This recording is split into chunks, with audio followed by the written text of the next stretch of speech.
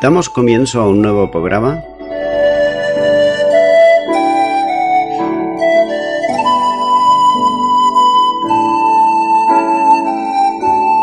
Servidores de Dios.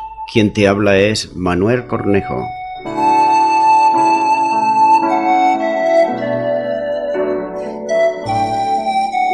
Este es un programa que está respaldado por la Iglesia Evangélica Misión Evangélica de Cataluña.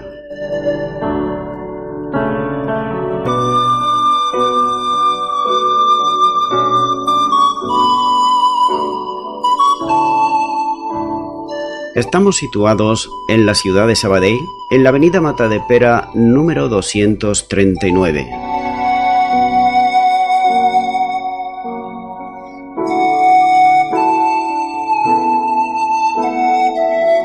Antes de dar introducción a la palabra de Dios, estaremos poniendo una alabanza.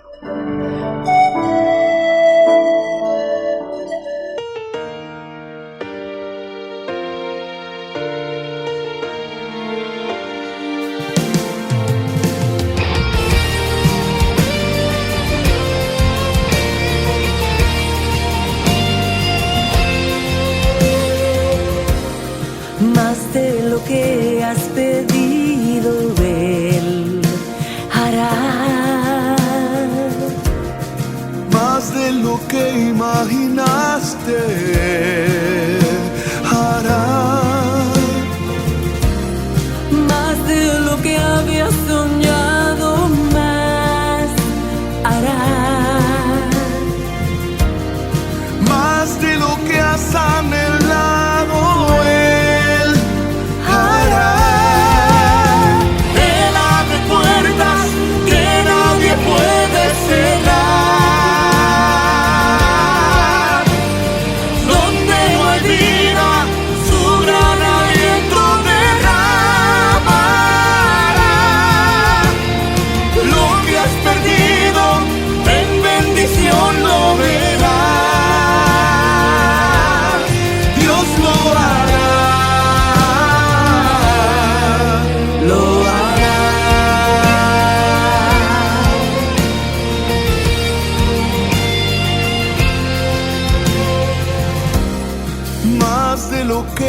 has pedido, Él hará. Más de lo que imaginaste, Él hará. Más de lo que habías soñado, Él hará. Más de lo que has anhelado,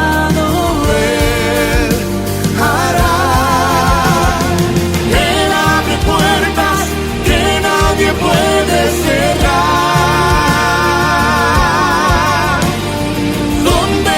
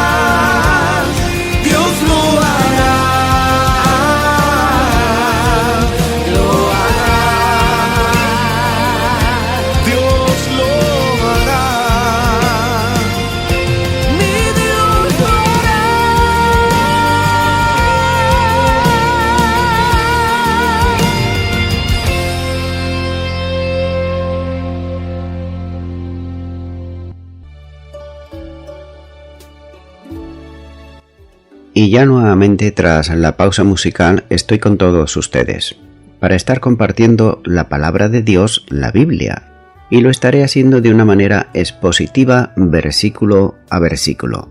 En esta ocasión será en Hechos de los Apóstoles capítulo 19 y versículo 21, donde dice: Pasadas estas cosas, Pablo se propuso en espíritu ir a Jerusalén, después de recorrer Macedonia y Acaya, diciendo: Después que haya estado allí, me será necesario ver también a Roma. El tiempo de la estancia de Pablo en Éfeso estaba ya llegando a su fin. Dios hizo en este tiempo, un tiempo fructífero, el trabajo del apóstol y, aunque no estuvo exento de dificultades y también de conflictos, la Iglesia se había ya establecido y consolidado como una de las más destacables iglesias establecidas como consecuencia del ejercicio de su misión. De las circunstancias adversas y los conflictos que se produjeron hace mención el apóstol en sus escritos, especialmente en la correspondencia con la Iglesia en Corintio, como así lo muestra en 1 de Corintios, capítulo 15, versículo 32 y 2 de Corintios, capítulo 1, versículos 8 al 11. En el interín, entre el acontecimiento con los hijos de Esceva, la quema de los libros de brujería y el tumulto desencadenado por Demetrio, que sigue a continuación, Lucas hace referencia a la determinación de Pablo de iniciar un nuevo viaje, o si se prefiere mejor, de continuar el que ya había iniciado. Y a ese tiempo hace mención con el genérico después de estas cosas o después de esto, es decir, de lo que había ocurrido antes, para decir que Pablo había tomado en su espíritu la determinación de salir de Éfeso. Ahora bien, cabe hacerse una pregunta y es la siguiente: ¿cómo debe entenderse aquí espíritu? ¿Como el personal del apóstol Pablo o como el Espíritu Santo que conducía su misión? En caso de considerarlo como el espíritu personal, equivaldría a decir que el apóstol hizo planes. Sin embargo, bien puede referirse al Espíritu Santo, lo que equivale a decir que el Espíritu condujo a Pablo para tomar aquellas resoluciones y que sus planes para el futuro inmediato se hicieron bajo el impulso del Espíritu de Dios.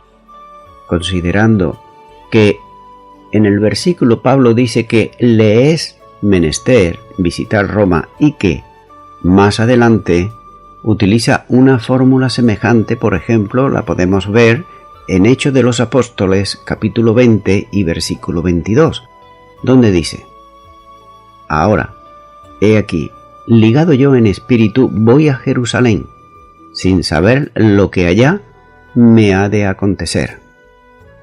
Por tanto, permite inclinar la exégesis hacia el espíritu con mayúscula, es decir, el Espíritu de Dios, en lugar del espíritu personal de Pablo.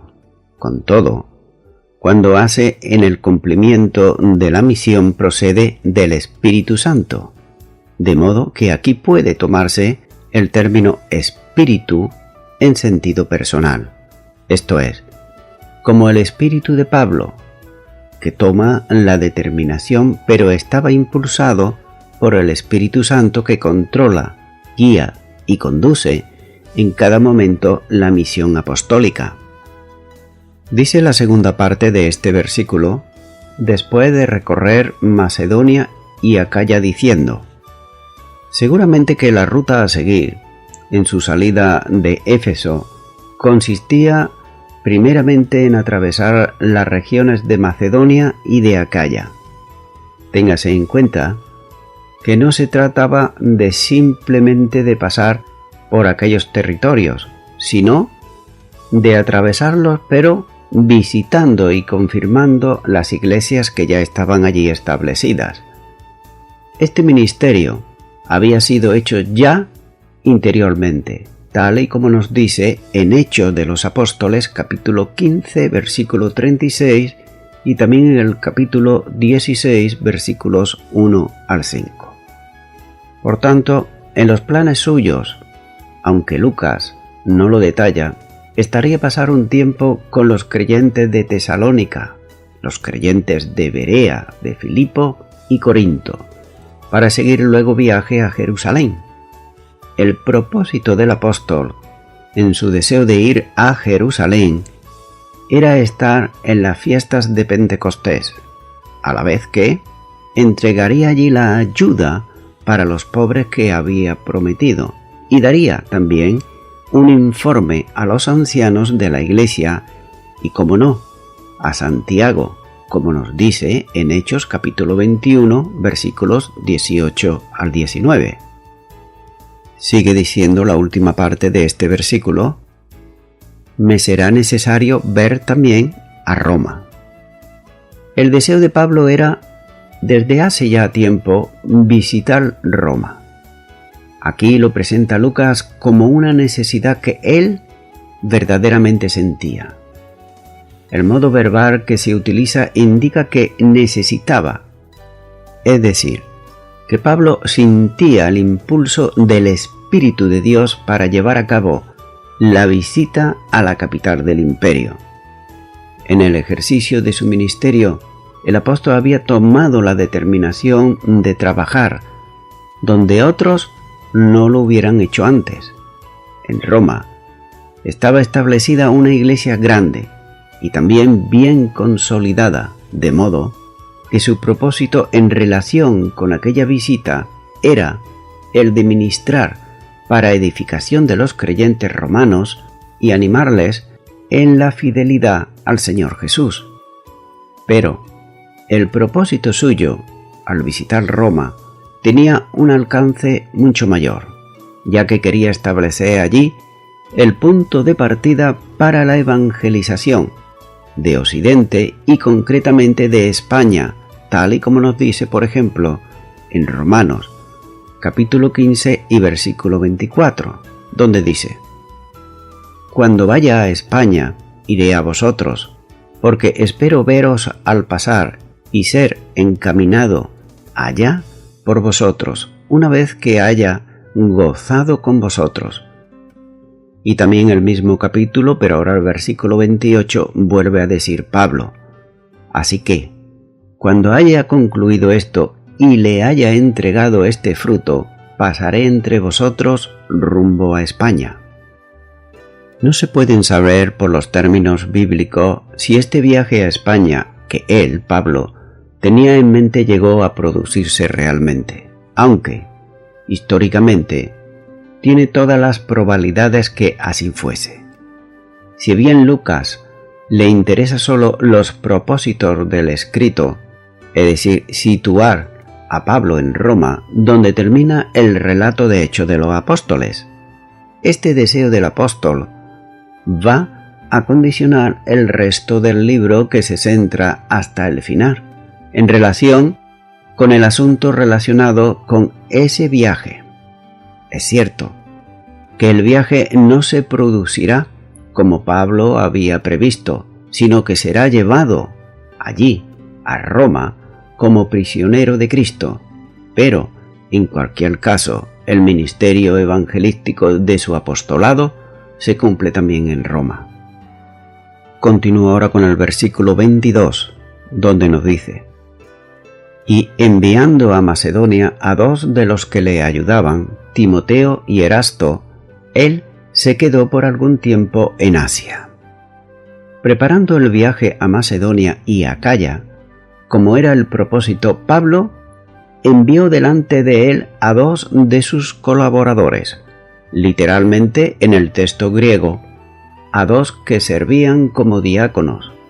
De ahí el concepto de servidores o asistentes y también colaboradores. Con toda seguridad, la misión de ellos era la de ministrar en las iglesias que iba a visitar el apóstol Pablo y preparar la llegada de él y activar también la recogida de ofrendas para los creyentes necesitados en Jerusalén, que el apóstol estaba promoviendo desde hacía tiempo. Dice la segunda parte de este versículo, Timoteo y Erasto. Estos dos colaboradores enviados por el apóstol eran Timoteo y Erasto. Es notable observar que Lucas guarda silencio sobre la actividad de Timoteo durante el tiempo que Pablo estuvo en Éfeso.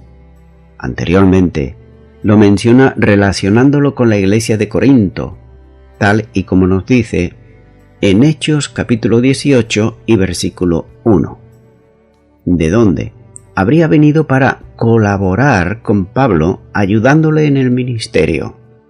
Por los escritos de Pablo se sabe que fue enviado por él a Corinto, volviendo a reunirse nuevamente con él en Éfeso.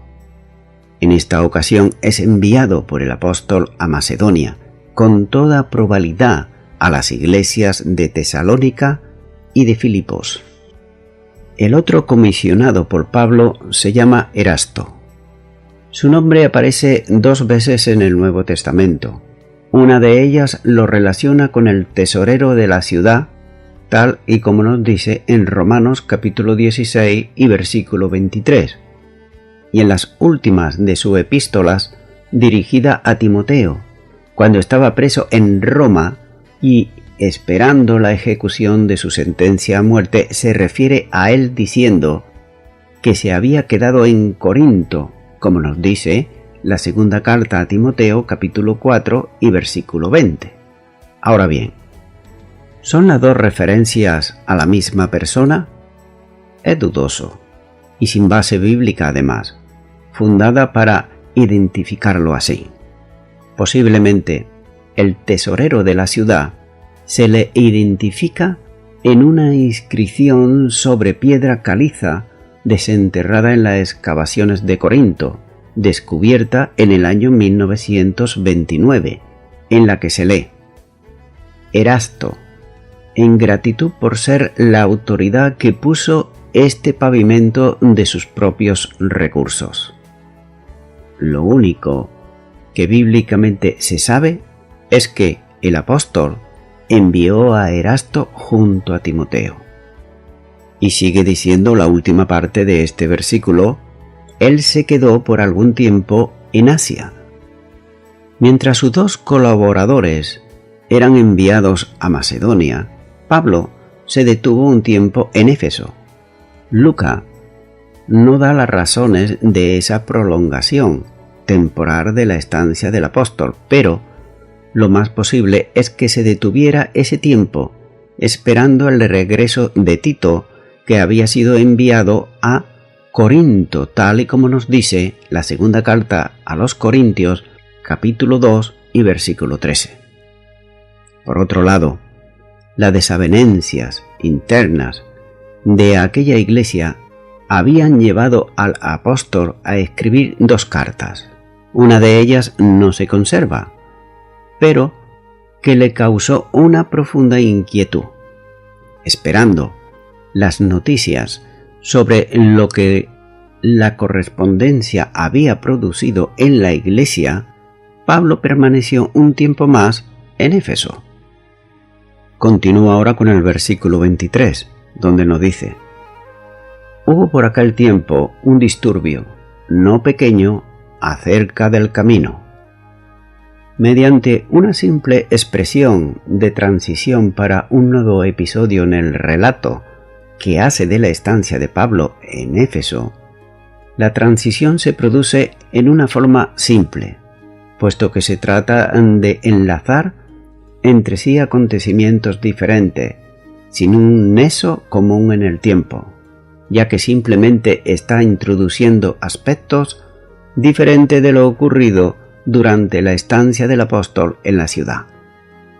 La identificación de temporalidad es clara cuando dice ocurrió por aquel tiempo, haciendo notar que se produjo cuando el apóstol estaba a punto de abandonar la ciudad, tal como nos dice en Hechos capítulo 20 y versículo 1.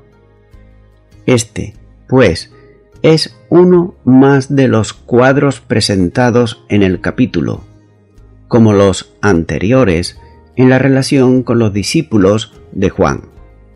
El tiempo de enseñanza en casa de Tirano y el incidente de los hijos de Esceva, esta cuarta escena es la más interesante de todas las anteriores, a la vez que lo más interesante es el texto general. Dice la segunda parte de este versículo: un disturbio no pequeño acerca del camino. El incidente promovido por los plateros es considerado por Lucas como un conflicto, una perturbación o tumulto, literalmente como dice Lucas, no pequeño. La reacción de Satanás no podía esperar más. Luego de las grandes derrotas que había sufrido, la situación que relata debió de haber sido tan intensa que posiblemente Pablo hace referencia a ella cuando, escribiendo a los Corintios, dice que él luchó contra las fieras en Éfeso, tal y como nos dice en la primera carta a los Corintios, capítulo 15, versículo 32, y también en su segunda carta, capítulo 1, versículos 8 al 11. El relato está en el entorno de las formas de llamar a los cristianos en tiempo de la iglesia primitiva, usando el término camino. El lugar de la iglesia, como es habitual en el libro, refiriéndose con ello al estilo de vida propio que llevaban los cristianos. Continúa ahora con el versículo 24, donde nos dice: porque un platero llamado Demetrio, que hacía de plata templecillos de Diana, daba no poca ganancia a los artífices. El promotor del disturbio fue un platero llamado Demetrio, nombre por otro lado muy común en aquella época. Su trabajo de este Demetrio consistía en hacer templecillos, es decir, reproducciones en plata del templo de Diana, la diosa de los efesios. Es interesante apreciar que Lucas utiliza el nombre romano de la diosa llamándola, como dice en el original griego, Artemisa.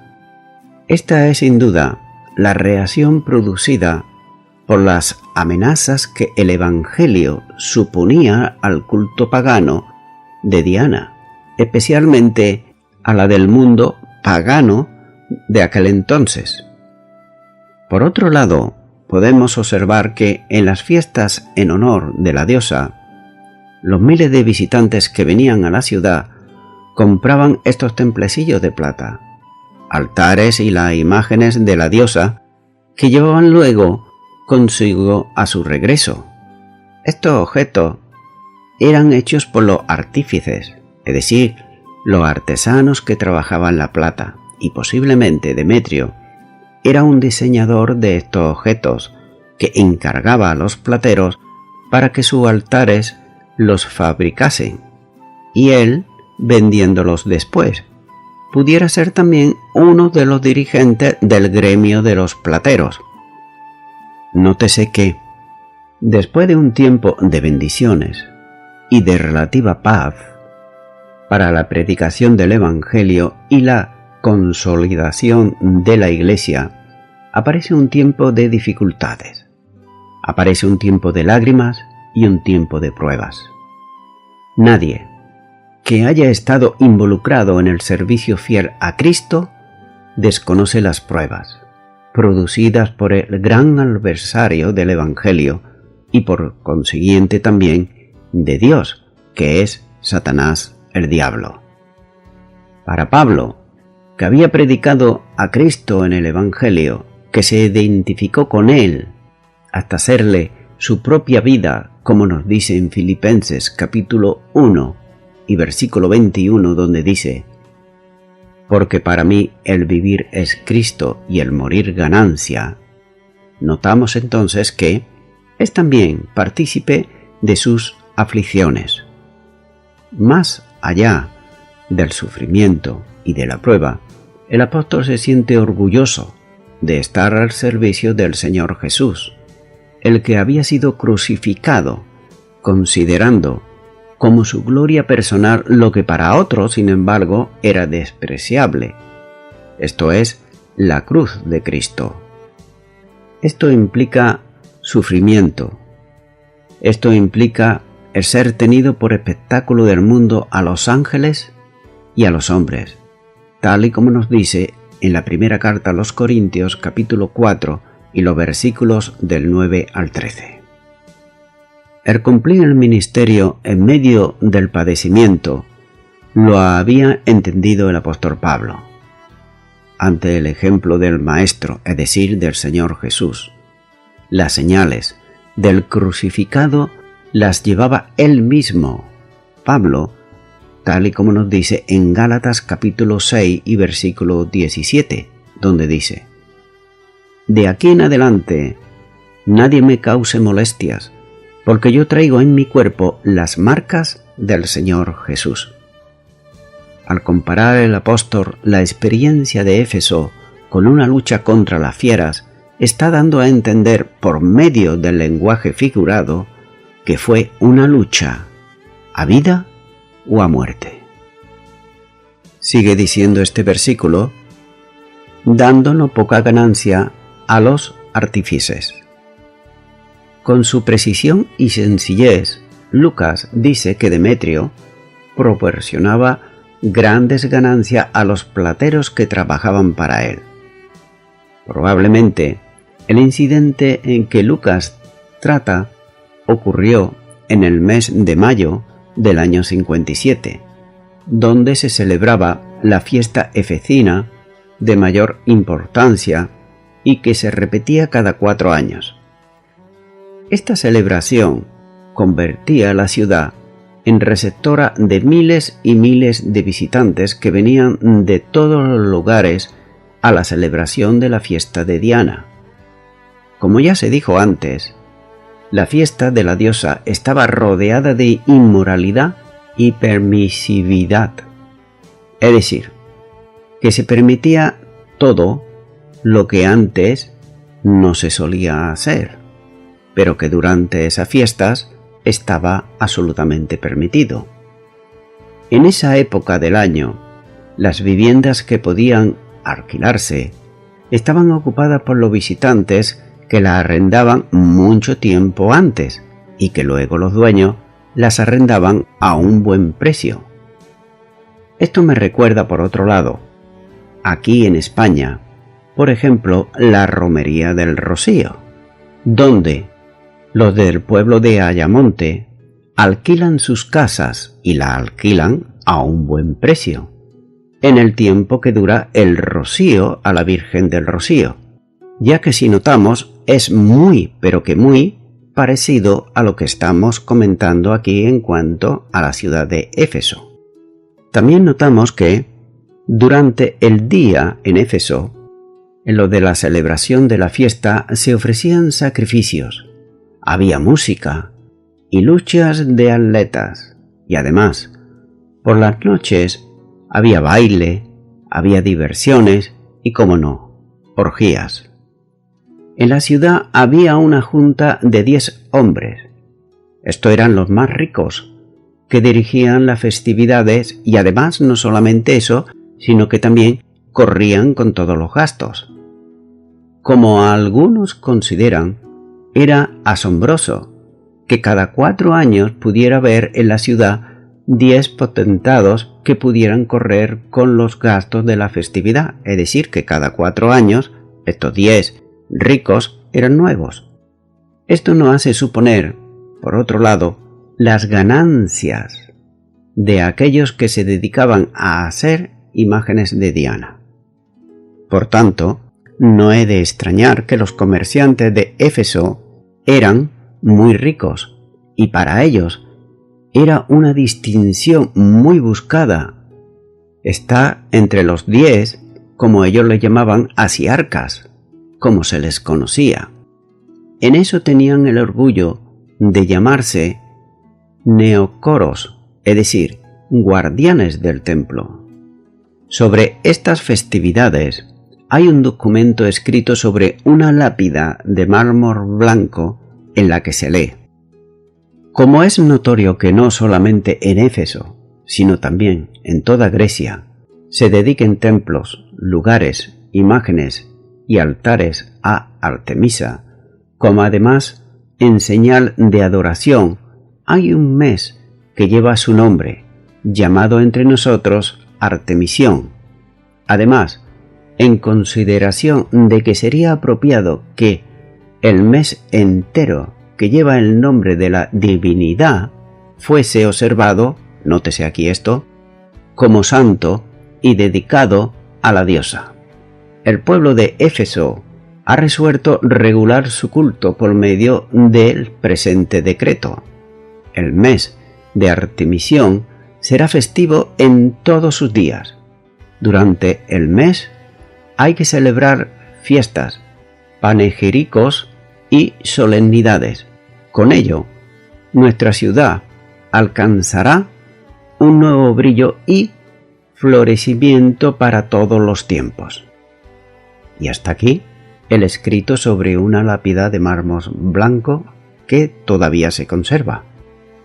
De manera que, con toda probabilidad, el apóstol debería de aprovechar la concurrencia de tanta gente para predicar el Evangelio, al alcanzar a muchos que, como en el caso de los que predicaban las artes mágicas, abandonaban el paganismo y aceptaban a Jesucristo como Señor y Salvador y como su Dios personal.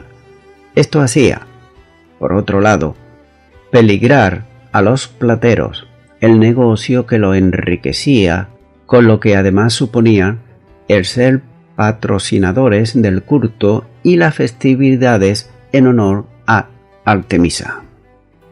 Pero nótese que el peligro no procedía de los sacerdotes del templo, ni tampoco de las prostitutas sagradas que participaban en los rituales en honor de la diosa, tampoco de los adivinos y astrólogos que se asociaban con ellos, no, sino del gremio de los artífices plateros, que con sus pequeños comercios se enriquecían de las compras de los adoradores que venían de todos los lugares.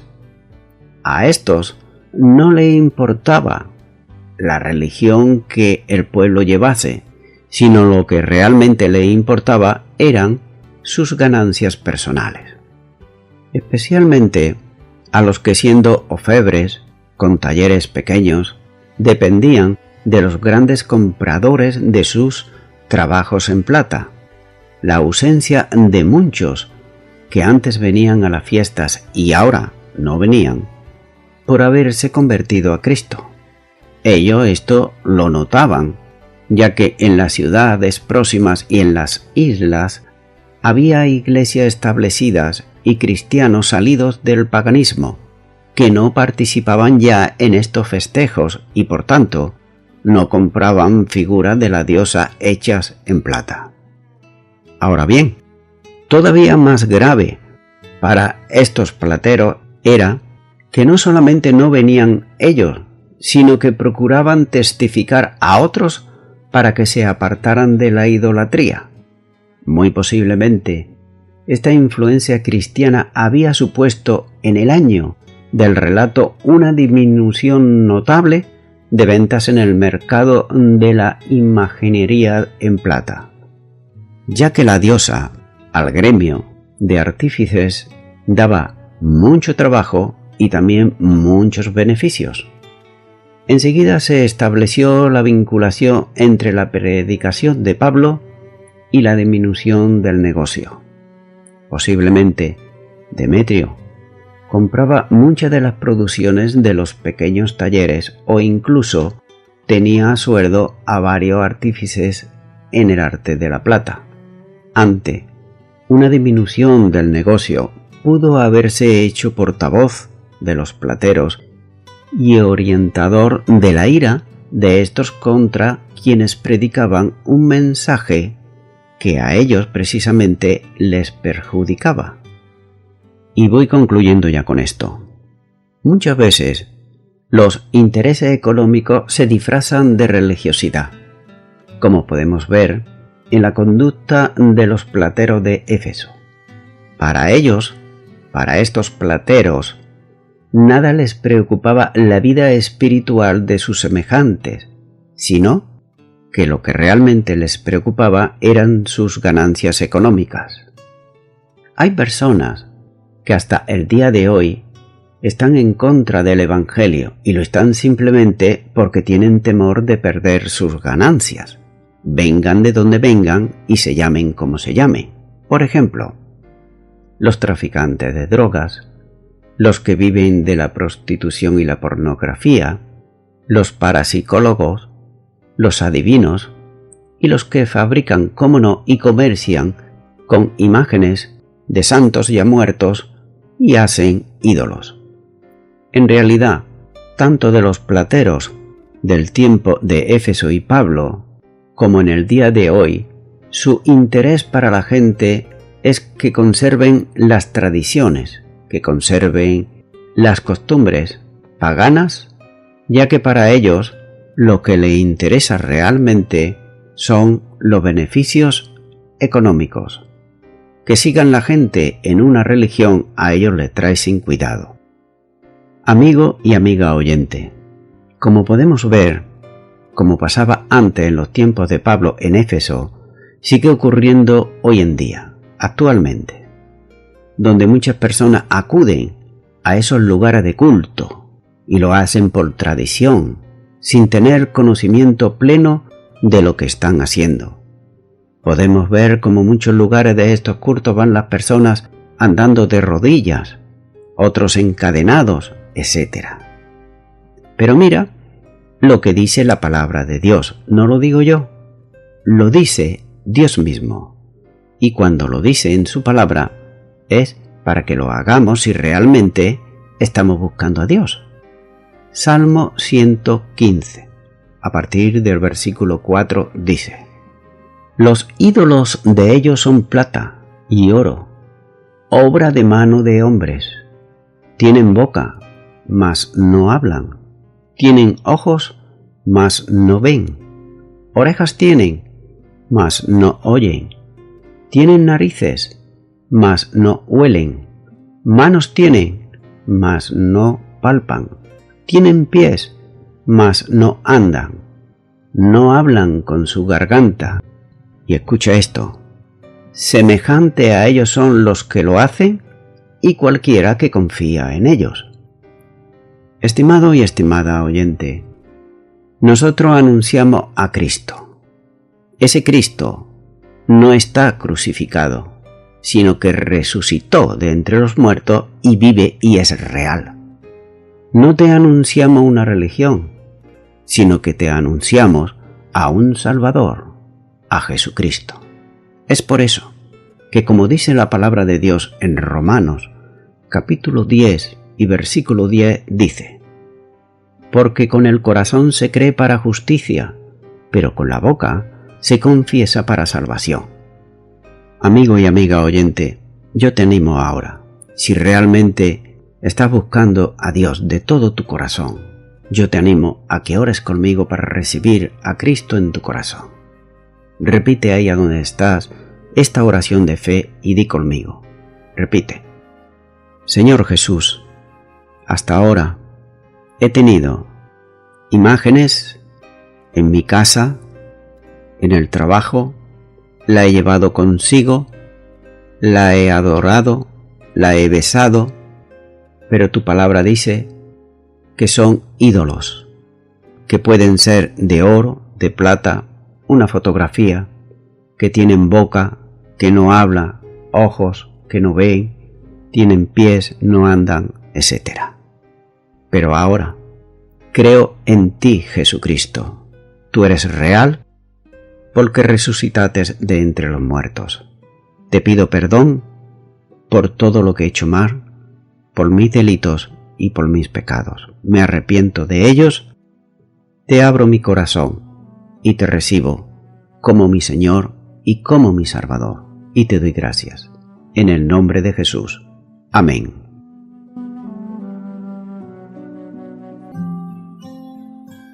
Amigo y amiga oyente, si tú has hecho esta oración de todo tu corazón, te recomiendo que comiences en primer lugar a orar a Dios en el nombre de Jesucristo.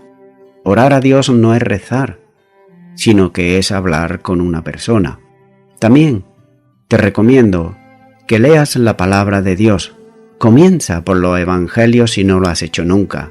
Y también te recomiendo que para que puedas crecer espiritualmente, te congregues en una iglesia cristiana evangélica donde se predique, se enseñe y se practique la sana doctrina y la palabra de Dios.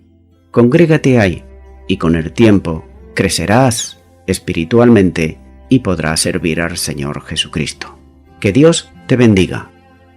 Y a toda la audiencia, nuevamente, ya me estoy despidiendo de todos ustedes y será hasta el próximo programa. Que Dios os bendiga a todos.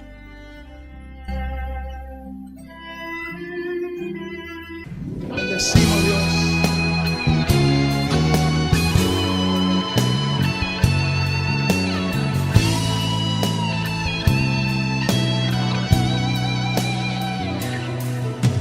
Ayúdame a mirar con tus ojos.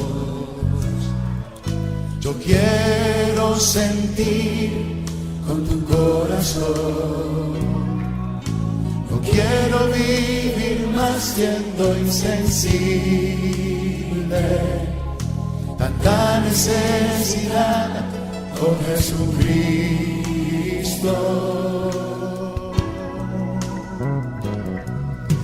Ayúdame a mirar con tus ojos. Yo quiero sentir con tu corazón. No quiero vivir más siendo insensible. Tanta necesidad, oh Jesucristo. Te pido la paz para mi ciudad.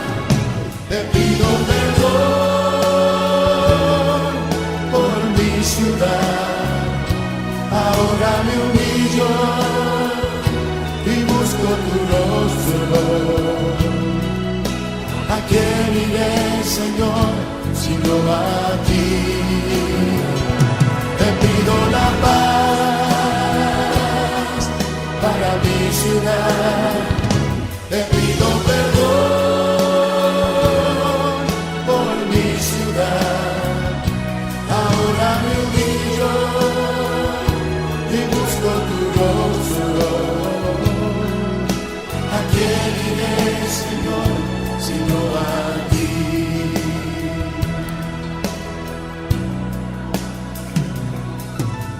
Ayúdame a mirar con tus ojos. Yo quiero sentir con tu corazón. No quiero vivir más siendo insensible. Tanta necesidad, oh Jesucristo. Te pido la paz para mi ciudad. Te pido perdón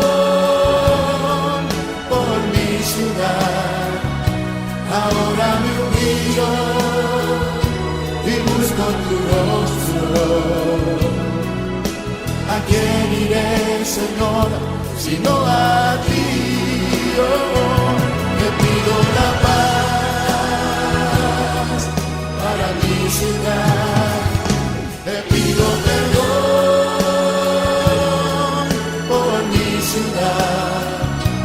Ahora me humillo y busco tu rostro. ¿A quién iré, Señor, sino a ti? Sí, Dios, ¿a quién iremos, Dios? a ti.